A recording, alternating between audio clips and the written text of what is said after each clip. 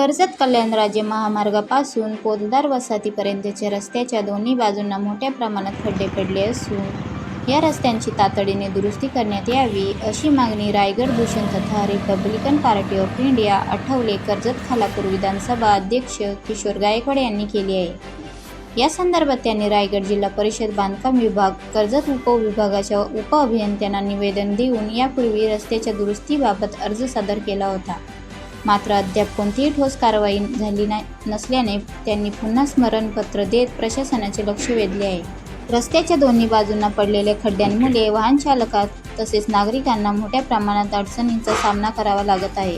वाहनांचे नुकसान होण्याबरोबरच अपघाताची शक्यता निर्माण झाली आहे। रस्त्याची स्थिती अधिक धोकादायक होत असल्याचे गायकवाड यांनी निवेदनात नमूद केले आहे।